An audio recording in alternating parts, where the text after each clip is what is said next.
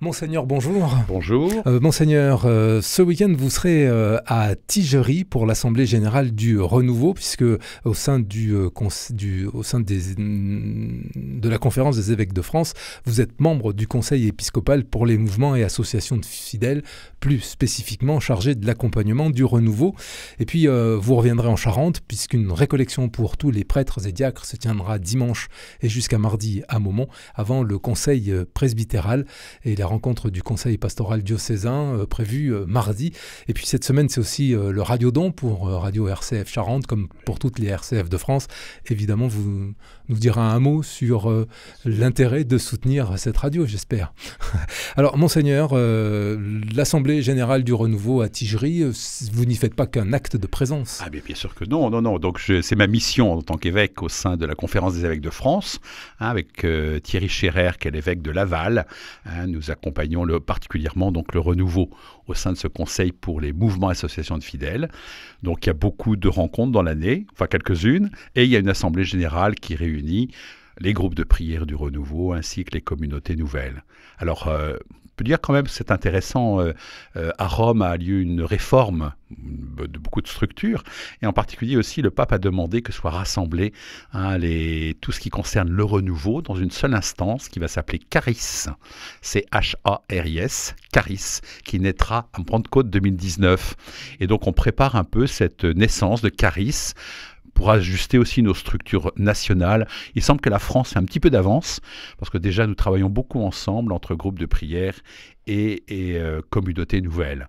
Mais donc c'est ce rassemblement avec les principaux représentants, dont on sera à peu près 150 je pense.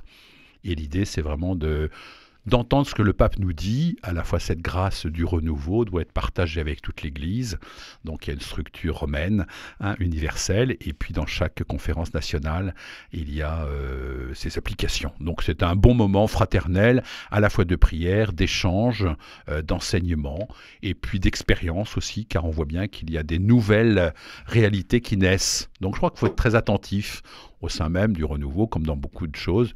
Il y a des initiatives nouvelles, donc écoutons-les, et comme dit saint Paul, n'éteignez pas l'esprit, mais examinez tout. C'est ce que nous allons essayer de faire ce week-end. Mais parce que le renouveau n'a pas la place qu'il devrait avoir au sein de l'Église ? Oh non, c'est pas ça, c'est qu'il a sa place. Mais en même temps, comme tout mouvement ou comme toute réalité d'Église, eh bien, il faut une relecture, il faut un accompagnement épiscopal pour veiller et pour encourager, éventuellement pour alerter si jamais il y avait des choses qui seraient un petit peu, qui seraient plus difficiles à vivre, où il y a des difficultés un petit peu partout, comme dans la vie de l'Église ou n'importe quelle institution. Donc, je veux dire, l'Église institution veille à l'émergence de charismes, car l'Église ne peut pas vivre sans les charismes que le Seigneur nous donne. Alors cette Assemblée générale du Renouveau, c'est ce samedi et dimanche. Et puis dimanche, vous revenez, puisqu'ensuite, dans le diocèse, vous allez à Maumont, où vous avez invité les prêtres et les diacres à une récollection. Oui, parce que l'année prochaine, pendant cette année, il n'y aura pas de retraite pour prêtres et diacres. Il y aura une retraite en novembre 2019, donc c'était un petit peu loin. Donc on s'est dit qu'on allait faire une journée de récollection en période, c'est pas encore l'avant, mais avant Noël, et puis au moment du carême. Donc une journée à Maumont, nous allons profiter de la prière des sœurs, mais également de la prière de tout le diocèse, pour une réco, un peu pour souffler. Le titre que j'ai donné, c'est « Et Jésus mangeait avec les pécheurs ». Voilà, donc nous allons essayer de traiter un petit peu ce thème de Jésus qui va avec les pécheurs, dîner avec eux et voilà, les enseigner. Je pense que c'est aussi la mission de l'Église aujourd'hui. On parle beaucoup des périphéries, on parle beaucoup de nos axes missionnaires qu'on aura l'occasion de voir. Ça me permet d'enchaîner, si vous voulez bien, avec le conseil presbytéral du mardi et mercredi, où justement on va prendre les 6 axes missionnaires que maintenant tous les chrétiens de Charente connaissent par cœur. Presque. Et non, l'idée c'est de véritablement voir ce qui pourrait être mis en place dans les différents, d'abord au niveau du diocèse, c'est les orientations, et puis de manière concrète, dans chaque doyenné, des priorités seront données à des axes missionnaires. Donc on va les prendre les uns après les autres, et puis il y aura des témoignages d'expériences un peu nouvelles qui existent pas forcément dans le diocèse, ce qui ne veut pas dire que ce soit applicable en Charente, mais se dire, soyons attentifs, peut-être que ça rejoint le thème précédent, aux appels de l'esprit pour être innovant, pour être créatif, pour ne pas rester simplement dans la gestion des biens et de vouloir maintenir l'existant. Je crois que les changements sont tels dans la culture actuelle qu'il faut se permettre d'être audacieux. Voilà. Les expériences, les rencontres que vous annoncez, c'est plus pour la récollection ou pour le conseil presbytéral? C'est pour le conseil presbytéral, pardon. Oui, au niveau de la réco, ce sera vraiment un temps de pause avec l'évangile, la prière, le silence. Voilà. Et ça, j'espère que ça va préparer les cœurs pour ce que nous vivrons dès le lendemain, le mardi et le mercredi. Conseil presbytéral qui est très important, c'est une instance importante de la vie d'un diocèse, puisque ça rassemble soit des membres élus, chez nous c'est l'ensemble des prêtres en responsabilité, donc de moins de 75 ans, et aussi des représentants des prêtres retirés, où nous échangeons sur certains sujets, là aussi, pour pouvoir définir des orientations et s'aider les uns les autres. Alors Monseigneur, toute cette semaine, RCF observe sa semaine du radiodon, tous les ans à la même époque, un appel au don pour rappeler l'importance du don pour continuer d'exister, puisque les dons... pour nous, en tout cas, RCF Charente, c'est un quart du budget quand même. C'est pas rien, 50 000 euros.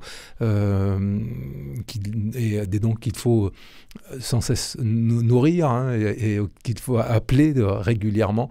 Quel est le message, que vous avez à donner je dirais que l'Église vit de dons. Ça, c'est toute la vie de l'Église. On connaît les difficultés et puis le redressement économique que nous vivons dans notre diocèse. RCF est une réalité de la vie de notre diocèse. Quelque part, c'est une voie donnée pour répercuter aussi la vie de l'Église, comme je viens de le faire avec l'actualité. Et je me dis, c'est important que RCF puisse continuer à vivre. Là, je suis dans ce studio de RCF avec vue sur la maison diocésaine, un très beau soleil. Et je me dis, ça fait vraiment partie de la structure de la vie de l'Église. Donc, je crois que c'est important, puisque je m'adresse à des gens qui écoutent RCF en ce moment, de vous dire, mais il est normal que vous puissiez participer à cette vie de RCF et de manière concrète. C'est une question je crois, de justice, de reconnaître le travail accompli et ce qu'on peut attendre, effectivement, de RCF. La joie se partage et je crois que c'est une aventure communautaire, c'est-à-dire que ça concerne tout le monde. Donc j'invite vraiment chacun à pouvoir, en conscience, se demander ce qu'il convient de faire pour soutenir RCF, afin que ce soit un organe, je veux dire, vigoureux, joyeux, de la vitalité de l'Église et de l'évangélisation en Charente. Donc, donné pour RCF afin que RCF vive dans de bonnes conditions. Merci Monseigneur. Alors ces dons peuvent être faits directement en nous les adressant à 226 rue de Bordeaux, Angoulême, mais aussi il y a un standard téléphonique pour ça, pour faire des promesses de dons. C'est 0810 333 777. Un appel surtaxé, c'est 60 centimes d'euros la minute, plus le coût de l'appel, mais ça permet de centraliser les dons et de savoir précisément où on en est sur le réseau pour cette semaine du radiodon. Merci Monseigneur. Merci.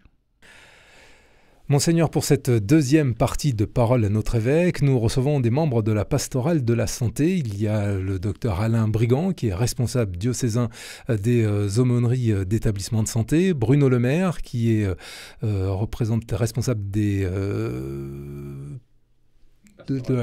qui est responsable de la pastorale des personnes handicapées, et puis Nicole Durand du service évangélique des malades. Bonjour à vous. Pour cette deuxième partie, donc vous êtes là avec nous parce que la semaine dernière se tenaient les assises de la santé à Lourdes, et puis parce que vendredi 30 novembre se tiendra au diocèse, à la maison diocésaine d'Angoulême, une formation à l'écoute de la pastorale de la santé. Vous nous direz également l'importance de l'écoute dans cette pastorale. Donc ces assises de la santé, docteur Alain Brigand, elles se sont déroulées à Lourdes et il a été question de quoi avez-vous parlé finalement pendant une semaine? Alors c'était 3 jours, mais bon. Donc on a eu plusieurs intervenants, un intervenant, un théologien, Christophe Théobald, voilà. Donc qui nous a parler des orientations actuelles de l'Église, et puis aussi qui nous disait que pour l'aumônerie, par exemple, enfin pas seulement l'aumônerie, pour toute la pastorale, les 3 branches, le service évangélique des malades, l'aumônerie et le handicap, il fallait définir notre, je dis toujours plus-value, mais c'est notre valeur ajoutée par rapport aux autres professions. Qu'est-ce qu'on apportait de plus, puisque maintenant il y a de plus en plus de concurrence, on est en concurrence. Je vais très vite. Mais en concurrence avec d'autres professions de santé. Avec d'autres professions de santé, parce que par exemple maintenant il y a une nouvelle profession qui s'appelle accompagnant spirituel, donc ce sont des formations qui permettent à des personnes athées de faire des accompagnements multi-cartes, toutes les religions, et qui vont s'adapter à la demande de la personne qui est malade. Alors bien sûr, c'est tout à fait possible, mais est-ce que c'est souhaitable? C'est une autre histoire. Et notre valeur ajoutée, c'est là qu'il faut qu'on la définisse. Et finalement, une des intervenants disait que ce qu'on apportait, c'était la croix du Christ. Ça me parle bien. Voilà. Donc il y avait, ça c'était la première journée. La deuxième journée, on avait en intervenant un philosophe, Monsieur Grassin, qui nous a introduit la notion de société liquide. Donc avant, on avait une société qui était basée sur des valeurs solides, finalement les 10 commandements. Et maintenant, tout va très vite, il n'y a plus d'accroche, les jeunes n'ont plus forcément de repères. C'est la société liquide, il faut imaginer l'eau qui coule entre les doigts. Et face à cette société liquide, l'Église qui n'évolue pas très vite. Alors il n'était pas très optimiste, et il disait que si l'Église ne réagit pas vite, elle va prendre du retard par rapport à cette société liquide. Il faut se liquéfier alors avec la culture? Il faut se mélanger. Il faut se liquéfier. Voilà.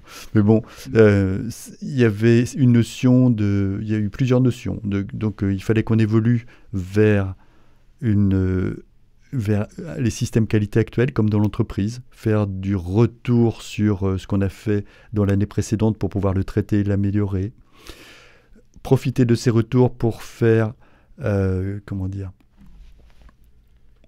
l'amélioration continue, oui, mais aussi des actions en tant que laboratoire pour l'Église. Un petit laboratoire, faire du test, de l'essai avant d'amplifier. Mais quelle est la place de cette société, enfin, comment vous faites le lien entre cette société dite liquide, du coup, et la pastorale de la santé? C'est-à-dire qu'il faut qu'on s'adapte aux personnes qu'on a en face de nous. Il ne faut pas qu'on soit Il y a eu des paroles qui peuvent paraître choquantes, je pense, par rapport à notre philosophe, qui disait que finalement, on n'est pas là pour évangéliser forcément. Non, ça c'est Jean-Marie Onfray qui disait ça. Jésus-Christ l'a déjà fait, il a sauvé le monde. Donc nous, ce n'est pas notre fonction. Nous, on est là pour l'écoute, pour l'accompagnement, pour aider des personnes. Voilà. C'est ça notre but, c'est notre mission. C'est ce qui nous a été répété, et je pense que ça redéfinit bien notre mission. Alors par rapport à la société liquide, ça veut dire qu'il faut qu'on s'adapte à des personnes qui pensent quelquefois l'opposé de ce que nous, on peut penser. Mais notre but, c'est pas de les convaincre, c'est d'écouter. Alors ça va être les notions de formation après, mais c'est déjà l'empathie, donc je me mets à sa place, et c'est pas de la sympathie, je pleure pas avec lui parce que je lui rends pas service. Voilà, c'est un petit peu toutes ces notions.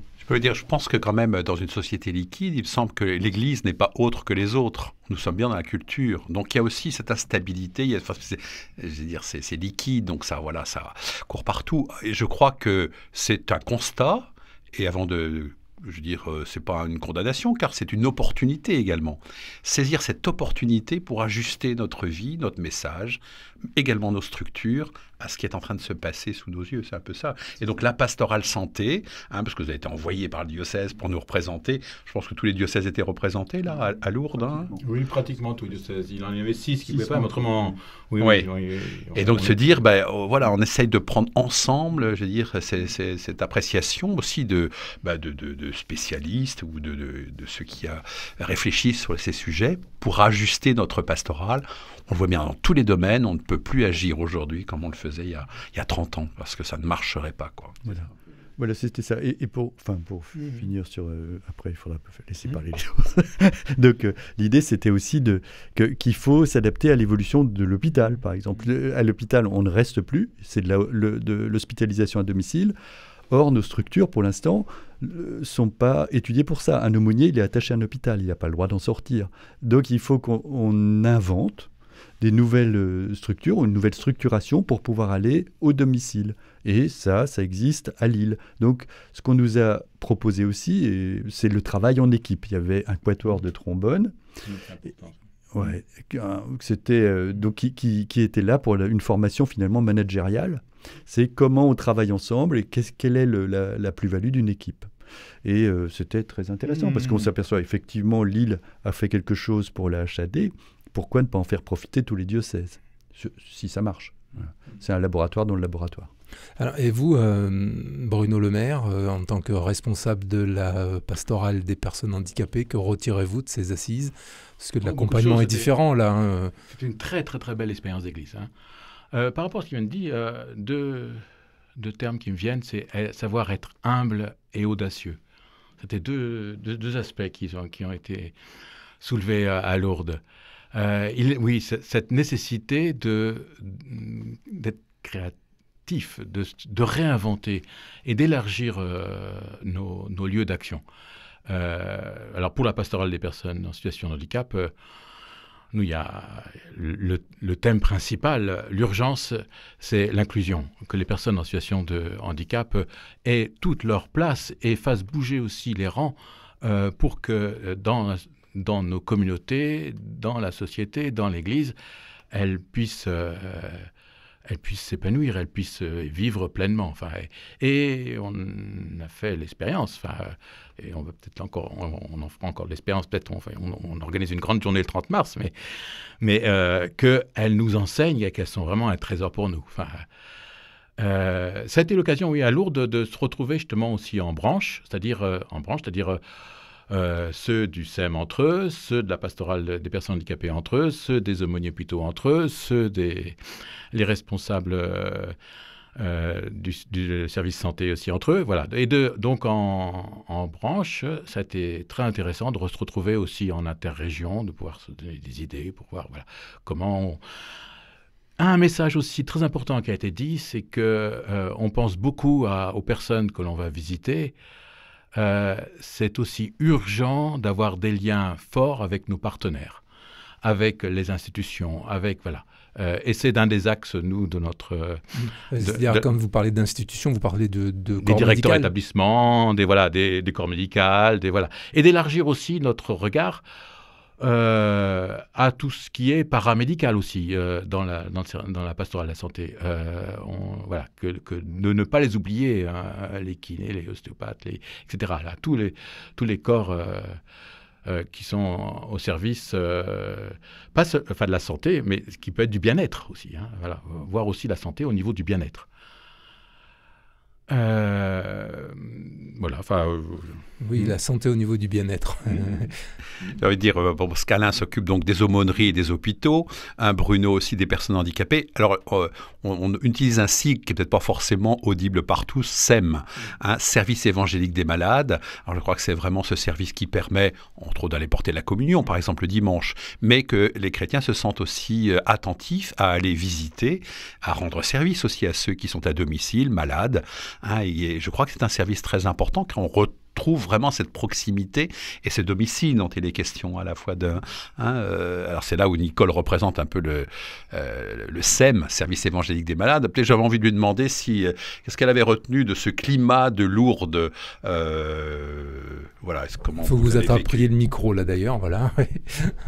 Mais ce que je retiens de Lourdes, c'est cette grande fraternité que j'ai pu vivre au sein de tous ces diocèses, les uns les autres, les liens que l'on a pu tisser, les aides qu'on a pu se donner les uns aux autres au niveau des documents, par exemple, des petites choses qui nous faciliteraient la vie au retour, dans le but de servir tous ces personnes que l'on visite, de pouvoir aller les voir et être à leur écoute mieux. Et d'ailleurs, la formation écoute que l'on va avoir donc vendredi 30, formation qui est complète, hein, c'est pas la peine de se précipiter. Encore quelques places. Non, quelques places, d'accord. Si, on peut. Bon. Et puis ouverte, pas seulement à la pastorale santé. Enfin, ouverte. Non, il y a encore quelques places. Il faut voir avec Nicole Brier. Écoute qui est importante parce que vous avez pratiqué l'écoute dans votre métier d'infirmière. En tant qu'infirmière, oui. En fait, oui, j'étais à l'écoute du patient et surtout à l'écoute du proche aidant parce que c'était lui qui était qui était en très grande souffrance par rapport à une fin de vie. Et donc, je trouvais que c'était cette personne-là qu'il fallait écouter le plus. L'aidant. L'aidant. C'est-à-dire celui de la famille, celui qui vient... Celui de la famille, oui, principalement celui de la famille, dans le milieu hospitalier. Mais ça peut être quelqu'un d'autre. Quand on est au domicile, c'est un peu différent. Mais l'écoute est différente aussi forcément entre l'écoute de l'aidant et l'écoute de la personne malade.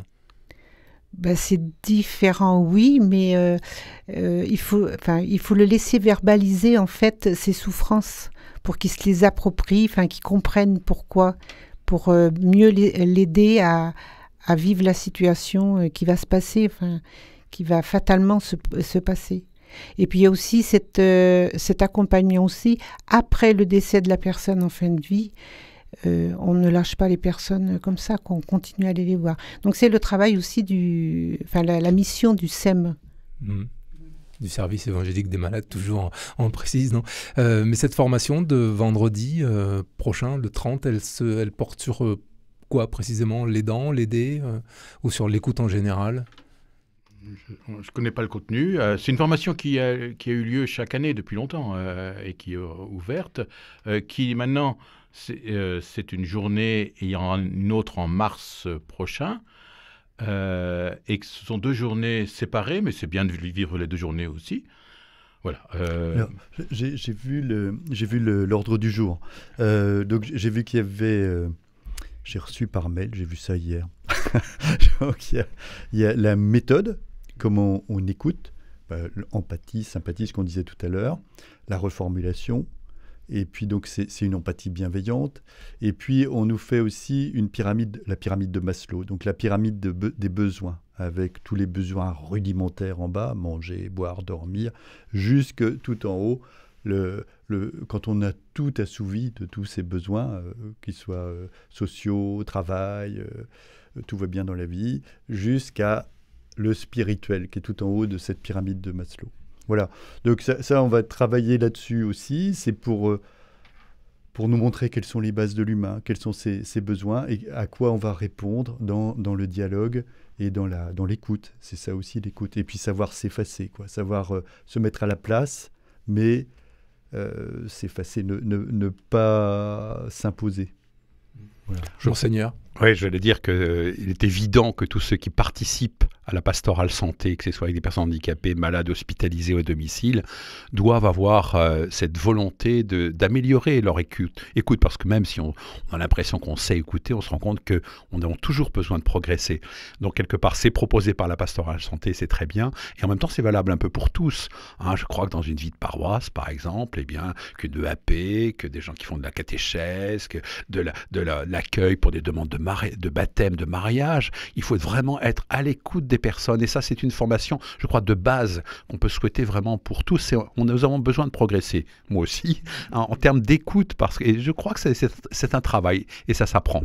Oui, on ne s'écoute pas suffisamment, en fait. On parle beaucoup, mais on ne s'écoute pas. C'est ça.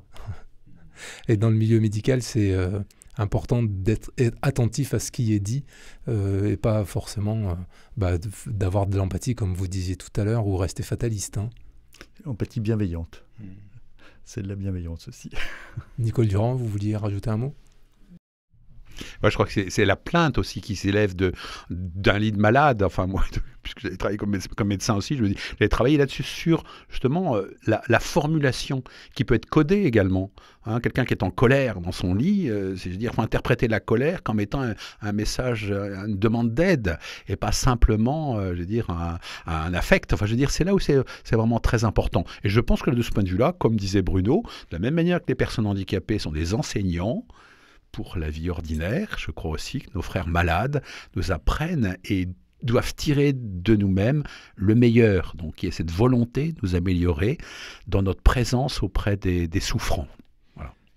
Merci beaucoup, Monseigneur Hervé Gosselin. Merci aussi à vous, Docteur Alain Brigand, et de Bruno Le Maire, Bruno Le Maire, je rappelle, responsable de la pastorale des personnes handicapées. Et Alain diacre. Brigand, et diacre, oui, et diacre. Alain Brigand, responsable diocésain des aumôniers d'établissements publics. Et puis vous, Nicole Durand, qui est membre du service évangélique des malades. Merci à tous. Merci. Merci. Merci. Au revoir.